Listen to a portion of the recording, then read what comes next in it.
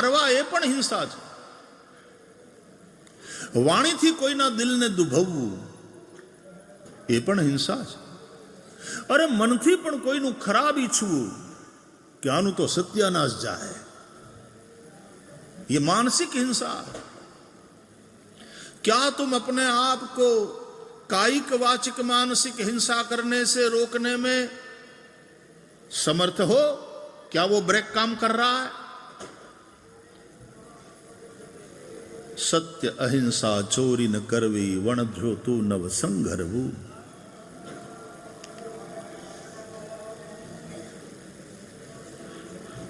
अप्रतिग्रह, आवश्यकता से अधिक का संग्रह. અને એના માટે હડપ થઈને બેહી રહેવું, ન ખાવું ન કોઈને ખાવા દેવું, એક આસુરી વૃત્તિ. ભાગવતમાં 10મ સ્કંદમાં એવા આસુરનું નામ છે ધેનુકાસુર. ભગવાન શ્રી કૃષ્ણ ધેનુકાસુરને મારે છે. જળ, ફળ, સ્થળ એ ત્રણે કુદરતે સંપૂર્ણ જીવ સમુદાયના કલ્યાણ માટે બનાવેલી સંપત્તિ છે. અને એટલા માટે એ જળ, ફળ, સ્થળ ઉપર કોઈનો એકાધિકાર ન હોઈ શકે. બધા જ જીવોનો અધિકાર છે. પણ શ્રી કૃષ્ણના સમયમાં આ જળ, ફળ અને સ્થળ ઉપર 3 જણા એકાધિકાર જમાવીને બેસી ગયા હતા. જળ ઉપર કાળી નાગ, એણે જળને એવું ઝેરી કરી નાખ્યું હતું કે બીજું કોઈ પી ન શકે. ફળ ઉપર ધેનુકાસુરનો એકાધિકાર કે તાલવનમાં કોઈને ઘૂસવા નહોતો દેતો. એ ગધેડાના રૂપમાં હતો ધેનુકાસુર. ગધેડો ફળ ખાય,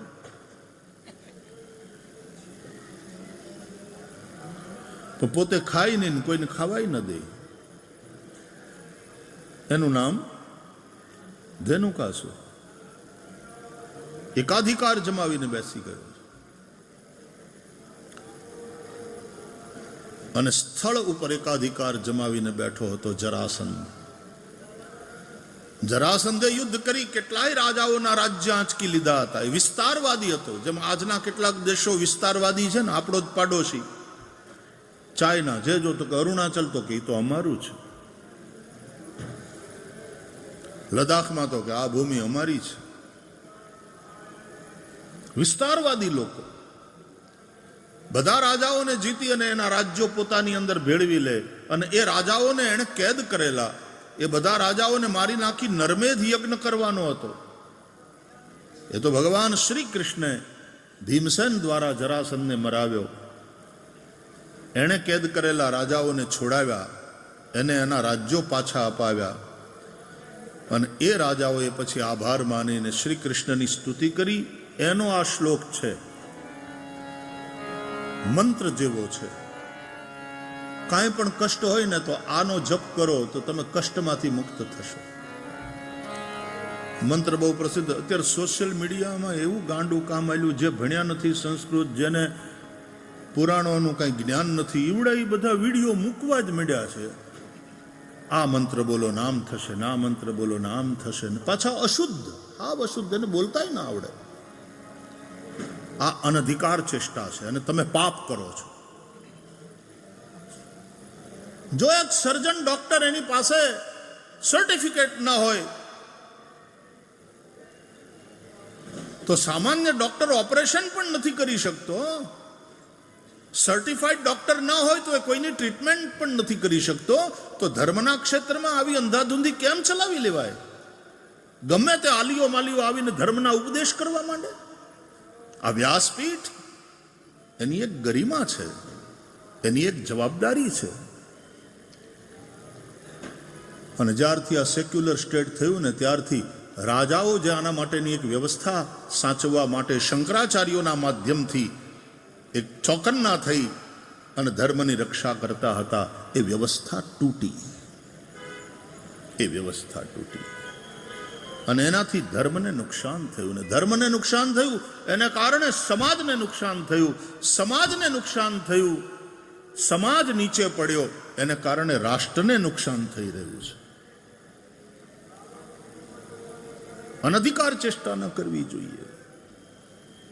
અમારા ધર્મ ક્ષેત્રમાં પણ જેને ધર્મશાસ્ત્રનું જ્ઞાન છે એ લોકો તમને ધાર્મિક ડૂઝ અને ડોન્ટ્સ વિષયનું માર્ગદર્શન કરશે.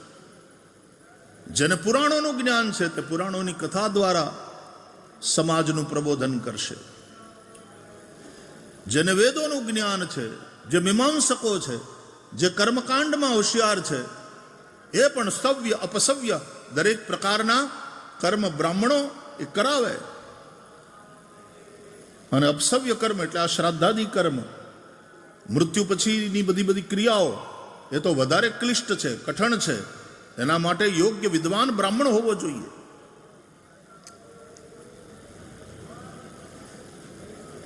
વાઈફાઈના પાસવર્ડમાં એક ખાલી લેટર આડો અવળો થઈ જાય ને તમારું કનેક્શન થતું નથી, તરત આવી જાય છે રોંગ પાસવર્ડ. અરે લેટર કદાચ સાચો હોય, એ અક્ષર સાચો હોય, પણ કેપિટલ તમે કરી નાખ્યો અને બદલે નાનો કરવાનો હોય, અથવા તો નાનો કરવાનો હોય તમે કેપિટલ લખી નાખ્યો, તોય નથી ખુલતી સાઇટ, રોંગ પાસવર્ડ ગણાય છે. તો મૃતાત્માને આગળનો રસ્તો ક્લિયર થાય. એ જે જાણે છે વેદોને, પરંપરાથી જે ભણ્યા છે, સવ્ય અપસવ્ય કર્મ કેવી રીતે કરવા એનું જેને જ્ઞાન છે, ભાન છે, એની પાસે ગઈકાલે જ આપણે ચર્ચા કરી હતી કે નંદ બાવાએ જાત કર્મ સંસ્કાર કરવા માટે થઈ બ્રાહ્મણોને બોલાવ્યા. આહુય વિપ્રાન વેદ જ્ઞાન, વેદજ્ઞ બ્રાહ્મણોને બોલાવ્યા. હવે તો સારું છે, આટલી બધી પાઠશાળાઓ છે ને છોકરાઓ જાય પણ છે ભણવા માટે, વેદ શીખે છે. અમારા બિઝનેસમેન છે આ મુખ્ય યજમાન ચેતનભાઈ, પણ તો એક દીકરાને વેદ શીખવાડવા લગાડ્યો છે. એ ગુરુકુળમાં રહીને વેદાભ્યાસ કરે છે. પરંપરાથી આ રીતે વેદો સચવાવા જોઈએ. કેવળ પોથીમાં સુરક્ષિત નહીં રહે. હમણાં તમે સાંભળ્યું હશે, કારણ કે સોશિયલ મીડિયા ઉપર આ બધું બહુ વાયરલ થયું છે. કાશીનો એક મહારાષ્ટ્રીયન બ્રાહ્મણનો છોકરો સતત 50 દિવસ સુધી એણે યજુર્વેદ સંહિતાનો દંડક્રમથી પાઠ કરી અને એક કીર્તિમાન સ્થાપિત કર્યો. આદરણીય પ્રધાનમંત્રીજીએ પણ સોશિયલ મીડિયા ઉપર એની નોંધ લીધી. એને અનેક વિદ્વાનો, સંતો, મહાપુરુષોના આશીર્વાદ. 19 વર્ષનો છોકરો. વેદ આ રીતે સુરક્ષિત રહેશે. તમે તમારા સંતાનને સમર્પિત કરો. એ ગુરુકુળમાં રહે, ગુરુઓના સાનિધ્યમાં રહે, સંયમ અને નિયમપૂર્વક રહે, ગુરુની સેવા કરે અને ગુરુની પાસેથી શીખે. આપણી ગુરુકુળ પરંપરા જે હતી ને શિક્ષણની, ત્યાં સુધી આ દેશમાં ચરિત્રશીલ નાગરિકોનું નિર્માણ થતું હતું. મોગલોએ જેટલું નુકસાન નથી કર્યું એટલું નુકસાન અંગ્રેજોએ કર્યું. મોગલોએ મંદિરો તોડ્યા અને બીજું બધી ઘણી નુકસાન, પણ અંગ્રેજોએ તમારી આખી ગુરુકુળ સિસ્ટમને તોડી નાખી. અને તમારું છે એ બધું નકામું છે. પોતાની મેકોલે સાહેબે આપેલી જે પદ્ધતિનું શિક્ષણ એમ બતાવે છે કે તમે અંગ્રેજી ભણો ને ઈવડું એ બધું ભણો તો જ તમે ઊંચા કહેવાતા. આજ દિવસ સુધી આપણી માનસિકતા એવી રીતની થઈ ગઈ. વેદ ભણે ત્યારે સમાજ એની કંઈ કિંમત ન કરે. ગુરુકુલમાં પરંપરાથી જે બધા શાસ્ત્રોનું જ્ઞાન લે. અમારે ત્યાં તો ગામડામાં એવું કહેવાય, શું કરે છોકરો? તો ભામણીયું લે, ભામણીયું કરે.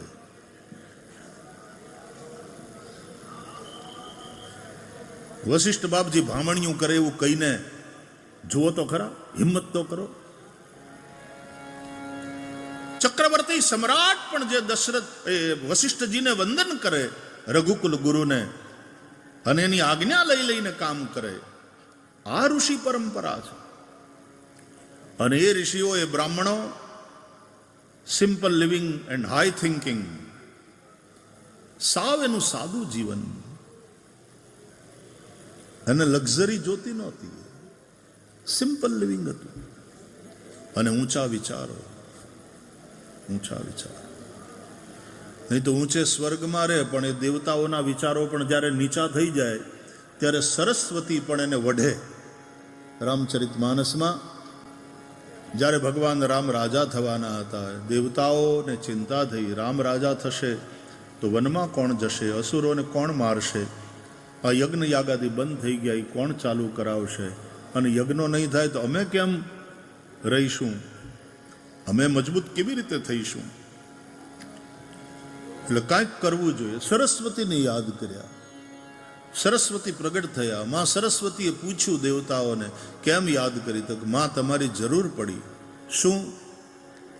કે અયોધ્યામાં રામ રાજ્યની, રામના રાજ તિલકની તૈયારી થઈ રહી છે. તો કે હા, બહુ સારી વાત. અરે માં, સારી વાત તો બરાબર, રામ રાજા થાય, પણ એ પછી, હમણાં નહીં.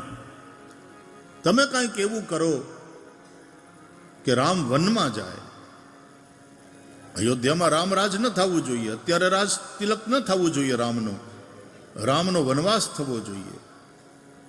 વનમાં જાય, અસુરોનો ત્રાસ કેવો છે જુએ, અને એ અસુરોને મારે, એ જરૂરી છે. તો સરસ્વતીએ કહ્યું કે દેવતાઓ, કોઈ સારા કામ માટે મને બોલાવવાનું તમને સૂઝ્યું નહીં, આવા કામ માટે મને બોલાવી, રામ રાજ્યમાં વિઘ્ન નાખવા માટે?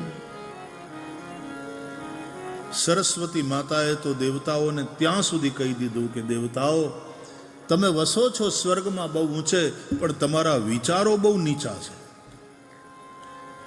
તમારા કર્મ બહુ નીચા છે. ઊંચ નિવાસ નીચ કરતૂતી, દેખી ન સકઈ પરાઈ વિભૂતિ.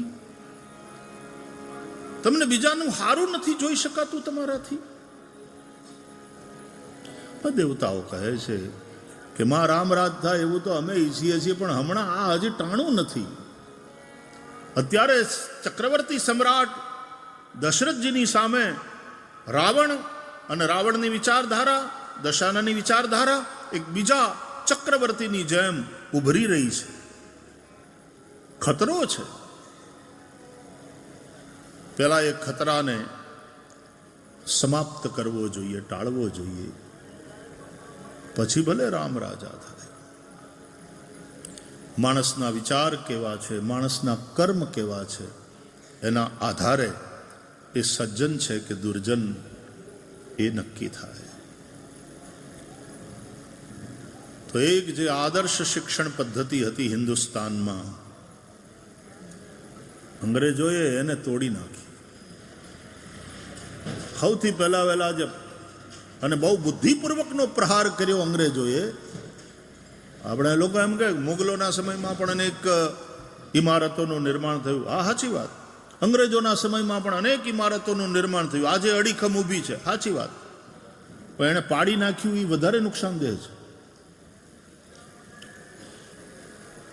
રામ મંદિર તો પાછું બની ગયું 500 વર્ષના સંઘર્ષ પછી, પણ માણસ જે પડ્યો છે ને આજે હજી ઊભો નથી થઈ શક્યો.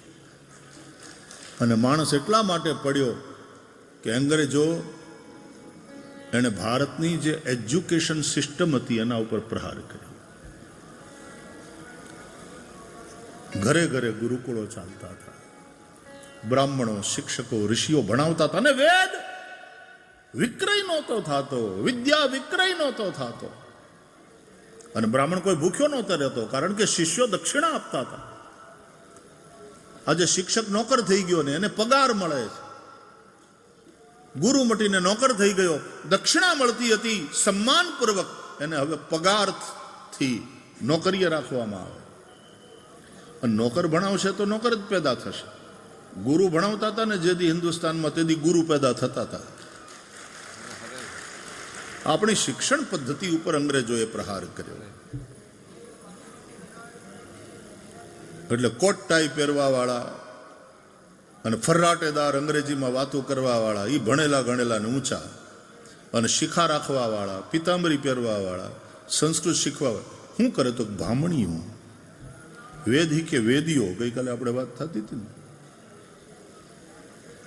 આપણું ગૌરવ તોડી નાખ્યું. આપણી અસ્મિતા ઉપર આઘાત કરવામાં આવ્યો. અંગ્રેજોએ સૌથી મોટું નુકસાન ત્યાં કર્યું. અને બ્રાહ્મણો વિદ્યા વેચતા નહોતા. વિદ્યા વિક્રય પાપ. આ વૈદું છે ને, એમાંય તે વૈદ્યને પ્રણામ કરીને પછી કંઈક મૂકે બરાબર, પણ વેચવાની વાત નહોતી. અને વનસ્પતિને, જડીબુટ્ટીને મેં કહ્યું એમ માફી માગી, ક્ષમા માગી, પૂજન સાથે આદરપૂર્વક એને લઈ આવતા હતા. ઔષધિ બનાવી અને રોગીઓની ચિકિત્સા કરતા હતા. જે દિવસે એમાં વેપાર ઘૂસ્યો પછી કારણ વગરના કાપી નાખે. નહોતું હમણાં પેલું હોસ્પિટલનું પકડાણું સરકારની બધી યોજનાઓના લાભ લેવા માટે, તો સરકાર 5 લાખ રૂપિયા આપે છે, આવી રીતે કારણ વગરના કાપી નાખવાના કોકને. તમારે હાર્ટ ને આમ છે ને ફલાણું છે ને ઓપરેશન, ઓલો કે મારે કાંઈ નથી, બરાબર. અરે એમ નહીં, તમને ખબર ન પડે, તમારે કરાવવું પડશે. જ્યારે એની અંદર વેપાર ભળશે ત્યારે આવા પાપ થશે. વિદ્યાદાન વિક્રય થશે તો ચરિત્ર નિર્માણ નહીં થઈ શકે. ડિગ્રીઓ ભલે આપો પણ ચરિત્ર નિર્માણ નહીં થઈ શકે. અને તેથી એ ગુરુઓ હતા. એના પોતાના જીવનમાં સંયમ હતો, એના પોતાના જીવનમાં સદાચાર હતો. હમણાં છાપામાં ગઈકાલે વાંચ્યું, એક શિક્ષક દારૂ પીને નિશાળે ગયો, તો પછી બધાએ ખબર પડી, પછી એના ઉપર તો પગલાં લેવાના અથવા તો લેવાશે જે કંઈ હશે. શિક્ષક દારૂ પીને નિશાળે જાય, આ દશા છે. તો એક આદર્શ જે શિક્ષણ વ્યવસ્થા હતી આપણી ગુરુકુલોની, અંગ્રેજો એને તોડી નાખી. જેનું જે સહજ કર્મ છે એ કરે, અને એ સહજ કર્મ તો ભગવાન ગીતામાં ત્યાં સુધી કહે છે કે સદોષ હોય તો પણ એનો ત્યાગ ન કરવો. સહજમ કર્મ કૌંતેય સદોષમ અપિ ન ત્યજેત. માછીમારનું જે કર્મ છે આમ તો સદોષ છે, પણ માછીમારને માટે એ સહજ કર્મ છે. પણ એ બ્રાહ્મણ જો કરવા બેસે તો એને પાપ લાગે, કે પરધર્મ થયો. પરધર્મો ભયાવહ. બ્રાહ્મણને પાપ લાગશે, બીજા બધાને પાપ લાગશે, કારણ કે એનું સહજ કર્મ નથી.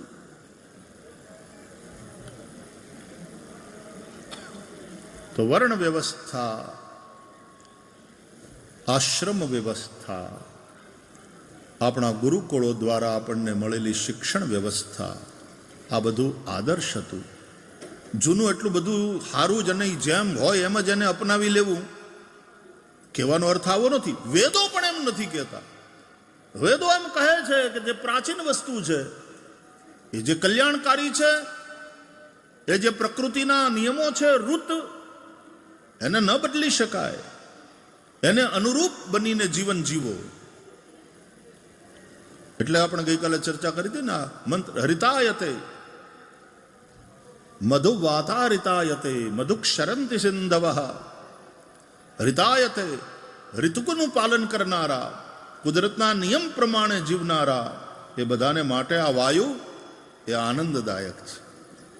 મધુવાતારિતાયતે મધુનક્તમુતો ખસો મધુમત પાર્થિવ ગુંરજ મધુદ્યૌ રસ્તુ નઃ પિતા. વેદના મંત્રો કહે છે. મધુ નક્તમ ઉત ઉષસઃ.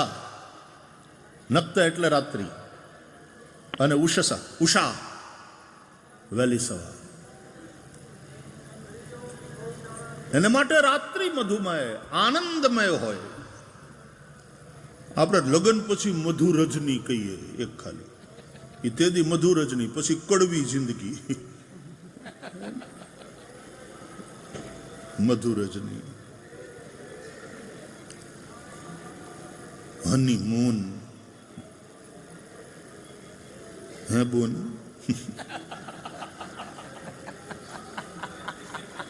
આ હનીમૂન. મધુનક્તમ, નક્ત એટલે રાત્રિ. આપણે અંગ્રેજીમાં અત્યારે કહીએ ને ગુડ નાઇટ, એને બદલે આપણા સનાતીઓએ, આપણે સંસ્કૃત, આપણી દેવ ભાષા બોલવું જોઈએ. શુભનક્તમ, સવારે સુપ્રભાતમ, રાત્રે શુભનક્તમ એટલે ગુડ નાઇટ, નક્ત એટલે રાત્રિ. तो मधुनक्तम उत उषसः, रात्रि और भोर सुबह आनंदमय हो. रात्रि तुम्हारी आनंदमय तब होगी भरपेट तुमको खाना मिला होगा, तुम्हारा यह दिमाग चिंताओं से मुक्त होगा, सब प्रकार के अभावों से और चिंताओं से तुम मुक्त होकर के ही सो पाओगे. तुम्हारा शरीर यदि रोग से रहित है तभी ही तुम अच्छी निद्रा ले सकोगे. मधुनक्तम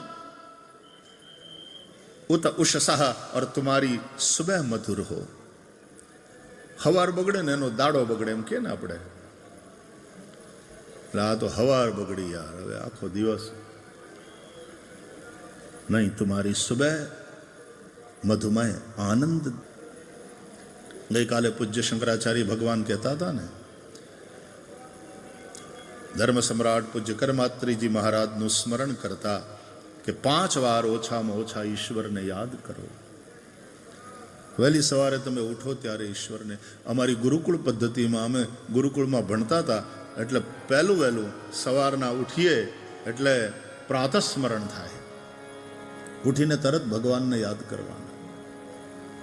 प्रातस्मरामि हृदि संस्फुरदात्मतत्त्वं सच्चित् सुखं परमहंस गतिं तुरीयं यत् स्वप्नजागर सुषुप्तमवैति नित्यं तद्ब्रह्म निष्कलमहं न च भूतसङ्गः. प्रातर्भजामि वचसो वचसामगम्यं वाचो विभान्ति निखिला यदनुग्रहेण यन्नेति नेति वचनैर्निगमा अवोचुन्तं देवदेव मजमच्युतमाहुरग्र्यम्. ब्रह्मा मुरारिस्त्रिपुरान्धकारी भानुःशशी भूमिसुतो बुधश्च गुरुश्च शुक्रश्च निराहुकेतवः कुर्वन्तु सर्वे मम सुप्रभातम्. उत्तिष्ठ उत्तिष्ठ गोविन्द उत्तिष्ठ गरुडध्वज. तुम्हारी प्रातः मंगल हो. હવારના પોરમાં છોકરાઓ એક તો રાતના ટીવી અને મોબાઈલને કારણે મોડે સુધી હુવે નહીં, અને પછી હવારના એની ઊંઘ ઉડે નહીં, અને એની માવું પરાણે એને ઉઠાડે, કારણ કે ઓલી સ્કૂલની બસ વહી જાય. ઉઠ ઉઠ ઉઠ, નો ઉઠે તેને ખેંચીને કાઢે ગોદડામાંથી બારો, બ્રશ કરાવરાવે, ફરાફટ નવડાવે થોડી, બાથરૂમમાં લઈ જઈને ધમારે, જેમ એટલે ભેહું ધમારતા હોય ને એમ છોકરાઓને ધમારે ફટાફટ. હજી ઓલાને આમ ઊંઘરેટો હોય બિચારો, ફટાફટ એને યુનિફોર્મ પહેરાવે, સ્કૂલ ડ્રેસ પહેરાવે, તરતો તરત નાસ્તાનો ડબ્બો તૈયાર કરીને દફતર બફતર હાલ જલ્દી. દોડતી દોડતી મમ્મી લઈ જાય, કારણ કે નહીં તો ઓલી સ્કૂલ બસ જો નીકળી જાય તો તકલીફ. સવારથી ટેન્શન ટેન્શન ટેન્શન. देखो तो वेदों से दूर होकर के तुम्हारी जीवन शैली कैसी हो गई है. उन बच्चों के जीवन में बचपन से ही तनाव, इतना तनाव, बच्चों की जिंदगी को हमने नरक बना रखा है. क्या गुरुकुल पद्धति थी. नहीं तो ये तो ब्रह्म मुहूर्त में उठता था, पण एનું ઉઠવું એકદમ સહજ હતું, કારણ રાતનું સૂવું સહજ હતું. વહેલા अर्ली टू बेड, तुरंत रात्रि में सो जाते थे, ब्रह्म मुहूर्त में उठते थे. उठते ही पहला काम प्रभु का स्मरण. नक्तम उत उषसः मधु. તમારી રાત્રિ અને તમારું પ્રભાત એ મધુમય હો, મતલબ આનંદમય હો. રાતના તમે રિલેક્સ ન થાવ તો શું કામનું યાર. માણસ ચોક મશીન.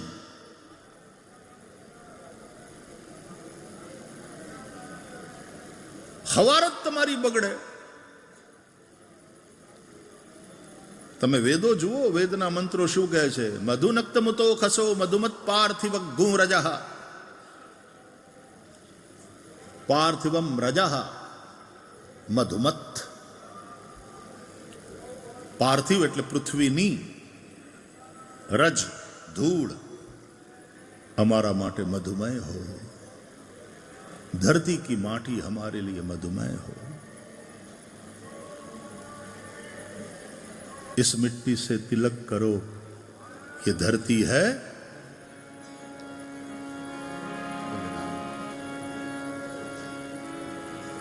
देशनी माटी.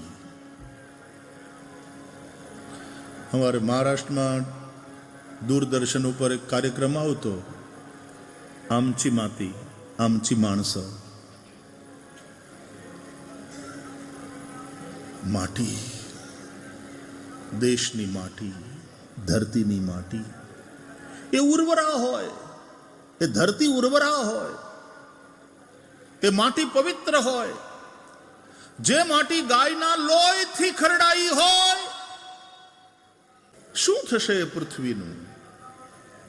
શું થશે દેશનું? શું થશે દેશની પ્રજાનું? ગાય કપાતી હોય ને ગાયના લોહીને નદીઓ વહેતી હોય. જ્યારે અહીંયા તો ગરીબ ગાયોની સેવા થાય છે, એના માટેની હોસ્પિટલ, અપંગ અપાહિજ બીમાર ગાયને આમ જેમ આપણને તકિયા આપે એ પ્રમાણે એને ટેકા આપે, એને પડખું બદલાવવાની વ્યવસ્થા, એને ચારો, પાણી, એની દવા, એની ચિકિત્સા, એની સેવા. એટલા માટે આ જે ગૌશાળા છે ને, હરિઓમ એ કરુણાનું મંદિર છે, કરુણા મંદિર. ભગવાન શિવ પણ કરુણાના કરનારા છે. કેમ આ ધરતીની અંદર આપણને આવી દિવ્યતાનો ભાવ થાય છે? અહીંયા આવીએ એટલે તમને દિવ્યતાનો ભાવ નથી થતો? કઈક જુદી જ દુનિયા હોય એવું લાગે છે કે નહીં? એક પવિત્રતાનો બોધ.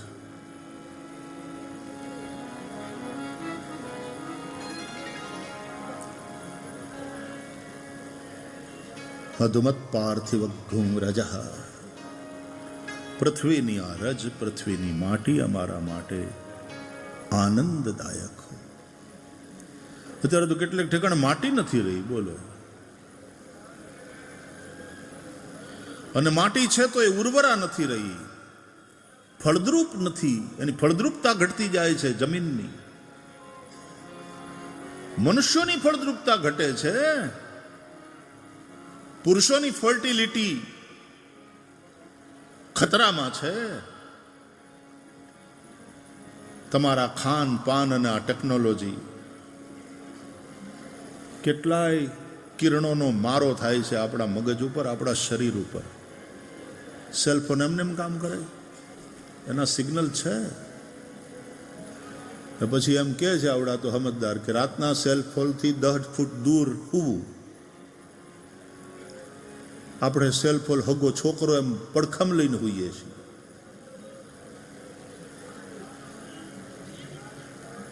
અને કોઈનો ભરોસો નથી.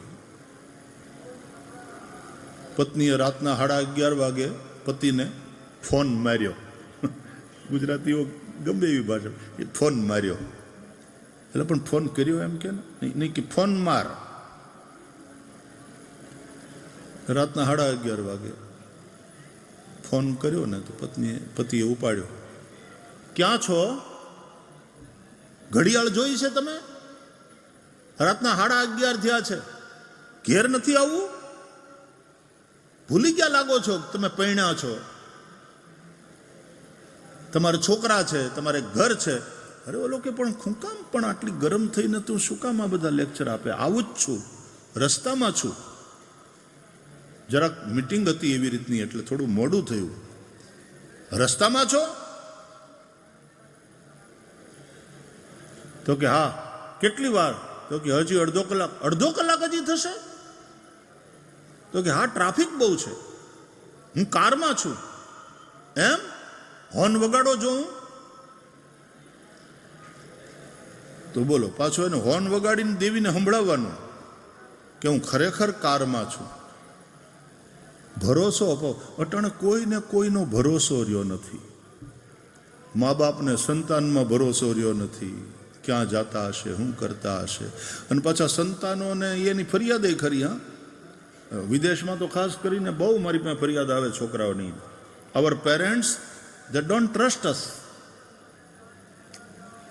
અને અમારામાં ભરોસો જ નથી. અહીંયા છોકરી થોડી કોલેજમાં ભણતી હોય કે 11માં 12માં ભણતી હોય, થોડી ક્યાં જાય છે, કોની હારે જાય છે, ક્યારે પાછા આવવાના. અને છોકરીની માં વારંવાર એને ફોન કરવાની, અને કરે, સ્વાભાવિક છે, અને ચિંતા થાય. તમારું સંતાન સારું છે, પણ અત્યારે દુનિયા હારી છે એવું નથી રહ્યું. કુસંગે ચડીને છોકરાઓ ડ્રગ એડિક્ટ થઈ જાય, નશાના શિકાર બને. અત્યારે તો છોકરાઓને હાચવવા એ બહુ મોટું ચેલેન્જ છે, એક મોટો પડકાર છે. કારણ કે વાતાવરણ એવું બગડી ગયું. પૃથ્વીના આપણે સંતાનો, આપણે આપણા જીવનની કેવી દુર્દશા કરી છે. ત્યારે વેદના મંત્રો મધુનક્તમતો ખસો મધુમત પાર્થિવ ઘૂંરજ. પૃથ્વીની આ માટી અમારા માટે આનંદદાયક હોય, એવી ઉર્વરા હોય, અને એનાથી અમારું પોષણ થાય. અમે જે વાવીએ, ઘણી જગ્યાએ માટી એટલી ફળદ્રુપ હોય. આફ્રિકાના અમુક દેશોની માટી હજી એવી ઉર્વરા છે. યુગાન્ડા જઈએ તો એની માટી આમ જોઈએ, એવી ઉર્વરા, ફળદ્રુપ.